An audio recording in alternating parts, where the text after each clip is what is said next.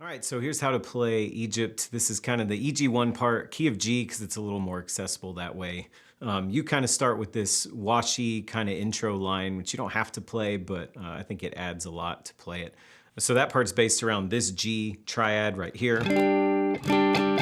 I got the middle pickup selected for this and kind of a, level 1-ish drive. I mean, everybody's drives are different. So, and you're kind of back and forth between the B and G strings, just kind of like this.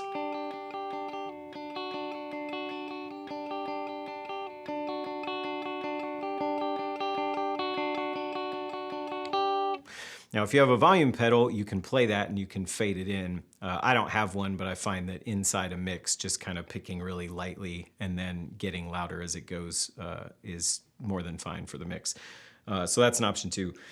And then effects-wise, super washy reverb and eighth note delay. That gives you all the magic sauce, so then it's like this.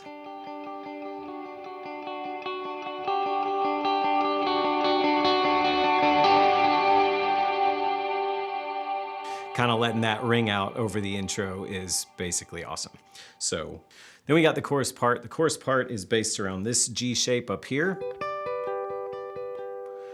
And you're gonna start right here on the B string. And you got this riff gets a little more complicated later, but at the beginning it's just spaced out, just single notes.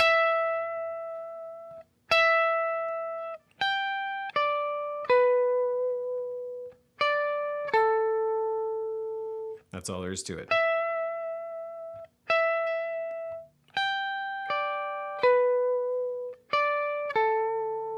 Then you move to a little turn part where you kind of slide down from here back to the root G note. And this one's based around this triad here. And then so you're at the root G note.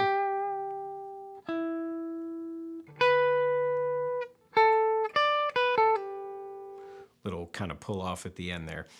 So that's the end for that part. In terms of effects on that part, still a really washy reverb I really like for the first go at it. A fair amount of drive, and if you have an octave pedal, a -1 octave really makes the part shine. Bridge pickup, and then you can really kind of ring out these notes.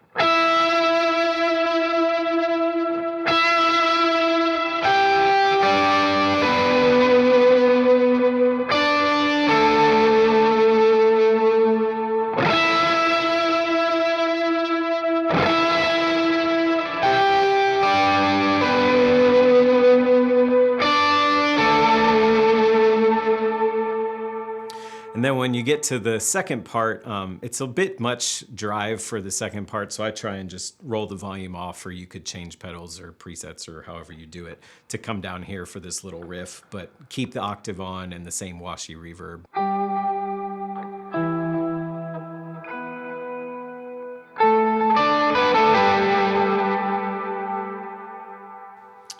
Righto, so then you have a little bit of a transition part here. Transitioning between the two can be tricky, but I just try, because you're coming down here around this first G shape again. Oop. There we go. Right when the verse starts, like as soon as you finish,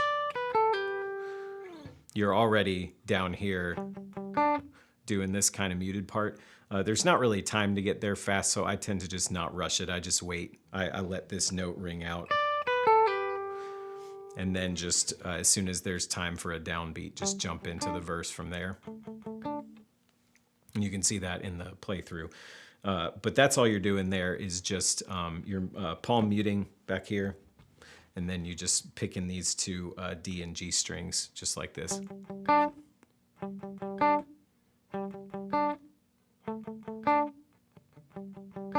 And if it helps you keep pace, you can just kind of play the muted bottom string so that you can keep your notes going the whole time.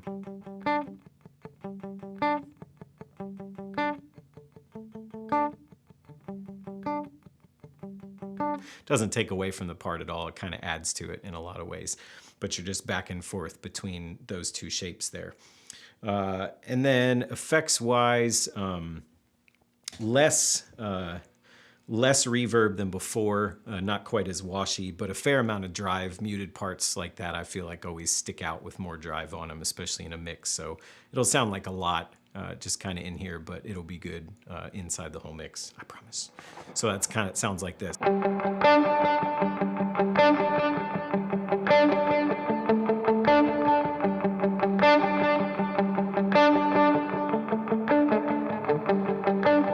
So that's the idea. And then when you get to the end of that part, you just kind of come up here to this one and just start ringing this string out a little bit.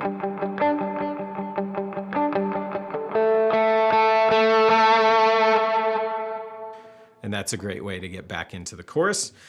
The second chorus is the same as the first one, except it's just busier. It's played in the same place, except you're just playing eighth notes the whole time instead of just those single spaced out notes. So I leave the verb back down because the washy verb can kind of get in the way with that many notes. I believe the delay just kind of stays on that eighth note delay this whole song.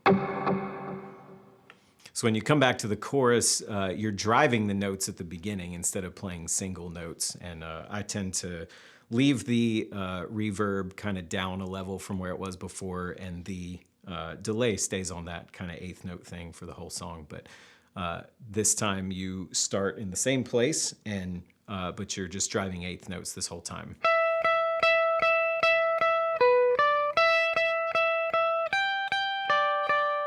And then you got this kind of hammer-on type part.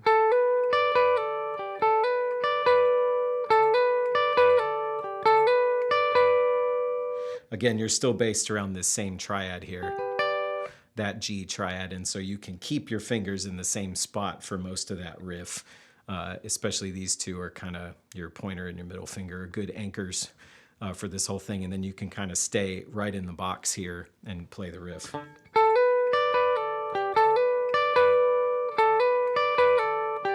It's that pinky that kind of, you could slide down too if you wanted to. I think like it's easier to play with the pinky there. So, and then same thing, you're just back up to the top, just driving.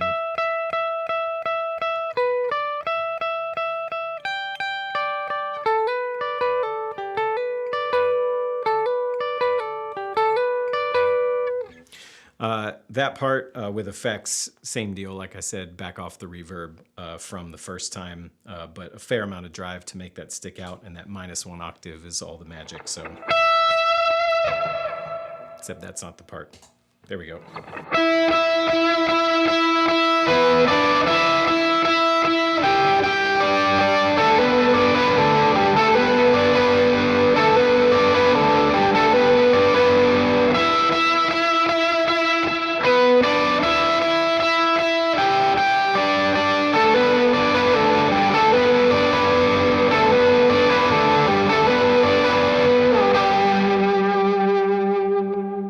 When the riff ends, that's where you go back down to that G note again here.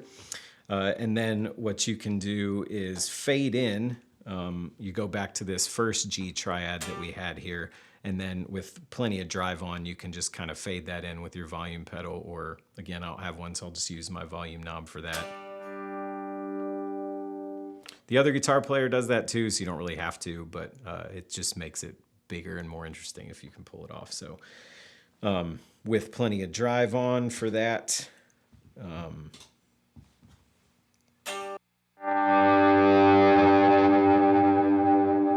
And a little vibrato from your fingers, or, you know, if you got a Bigsby or something. It's a nice effect. And then coming over to the bridge, what we've got is kind of a picking part over here that's going to start right here.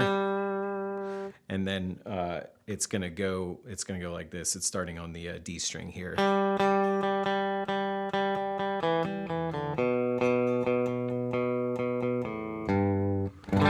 So we're around the kind of basic G cowboy chord here.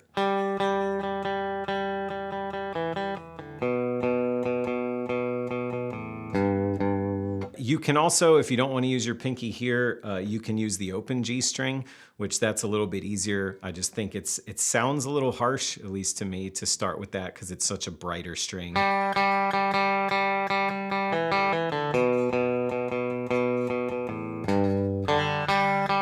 but just you trade like a bigger jump from the low G string or the low G note up to the open one for stretching kind of with your pinky for this. But I don't have huge hands and it's not too bad, but just requires some pinky coordination to pull that off. In terms of effects, same thing, kind of just a fair amount of drive to make that part stick out. Not too much reverb, the same eighth note delay, and then you got this.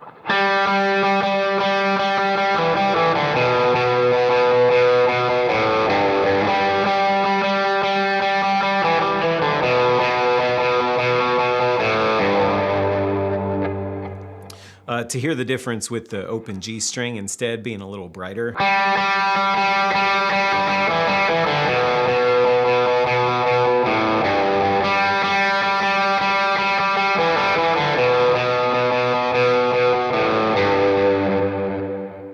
When you end that part, you just go, you kind of hang on the G a little bit.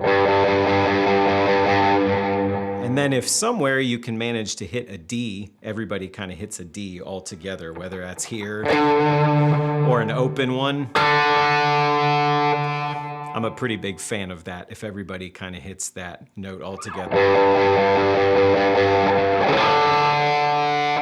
And then you're back up here. Except with the, and I'll go up a drive level just kind of for fun and for the mix because it's kind of the biggest part of the song.